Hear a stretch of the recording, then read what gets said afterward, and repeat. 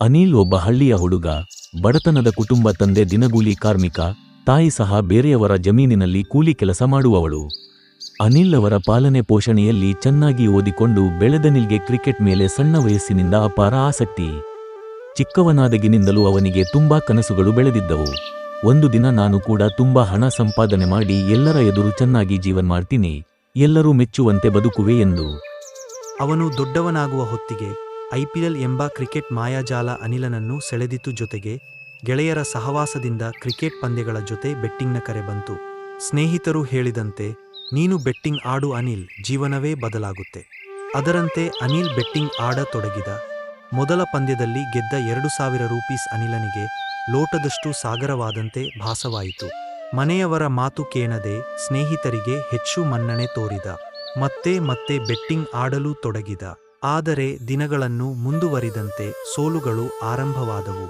ಒಂದು ಕಡೆ ಹಾಳಾಗುತ್ತಿದ್ದ ಹಣ, ಇನ್ನೊಂದು ಕಡೆ ಕೋಪಗೊಂಡು ಹಣ ತರಬೇಕು ಎಂಬ ಭ್ರಾಂತಿ. ಬೇರೆಲ್ಲಿಂದಲೂ ಸಾಲ ಮಾಡುತ್ತಿದ್ದ. ಜಮೀನಿನ ಸಾಲ ತೀರಿಸಬೇಕಾದ ಹಣವನ್ನು ಬೆಟ್ಟಿಂಗ್ಗೆ ಹಾಕಿದ.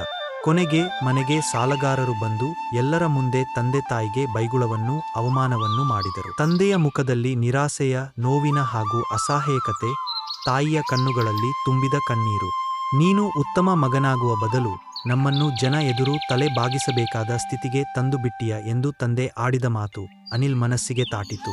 ಅನಿಲ್ ಕೂತು ಅತ್ತ. ಬಡತನಕ್ಕಿಂತ ಹೆದರದ ಹುಡುಗ ಈಗ ತನ್ನೇ ಮಾಡಿದ ತಪ್ಪುಗಳಿಂದ ಹೆದರುತ್ತಿದ್ದ. ಮಾಯಂತೆ ಕಾಣಿಸಿದ ಬೆಟ್ಟಿಂಗ್ ಬದುಕನ್ನೇ ಭಸ್ಮ ಮಾಡಿತು. ಅವನು ಸ್ನೇಹಿತರು ತೋರಿಸಿದ ತಪ್ಪುದಾರಿಗೆ ಬಲಿಯಾಗಿ ತನ್ನ ಜೀವನವನ್ನೇ ಹಾಳು ಮಾಡಿಕೊಂಡ. ಆದರೆ ಪಕ್ಕದಲ್ಲಿಯೇ ತಾಯಿ ಕೈತಟ್ಟಿ ಹೇಳಿದರು, ಇನ್ನೂ ಕಾಲ ಮಿಂಚಿಲ್ಲ, ಬದುಕು ಮುಗಿದಿಲ್ಲ, ಆದರೆ ನೀನು ಬದಲಾಗಬೇಕು ಎಂದು ಕಣ್ಣೀರು ಹಾಕಿದಳು. ಅನಿಲ್ ತನ್ನ ತಪ್ಪನ್ನು ಅರಿತು ಬೆಟ್ಟಿಂಗ್ನಿಂದ ಹೊರಬಂದ. ಹಳ್ಳಿಯೇ ಪುನಃ ಅವನಿಗೆ ಜೀವ ನೀಡಿತು.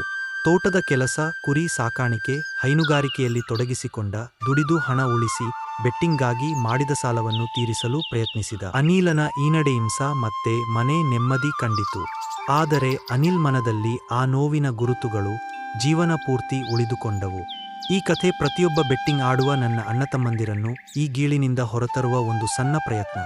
ಅನಿಲನ ಈ ಕಥೆ ಇಷ್ಟ ಆಗಿದ್ರೆ ಈ ವಿಡಿಯೋವನ್ನು ಲೈಕ್ ಮಾಡಿ, ನಿಮ್ಮ ಸ್ನೇಹಿತರಿಗೆ ಶೇರ್ ಮಾಡಿ ಹಾಗೂ ಮುಂದಿನ ದಿನಗಳಲ್ಲಿ ಕೃಷಿಗೆ ಸಂಬಂಧಿಸಿದ ಮಾಹಿತಿಗಳನ್ನು ಈ ಚಾನಲ್ ಮುಖೇನ ನಿಮಗೆ ತಲುಪಿಸುವ ಯೋಜನೆ ಇದೆ.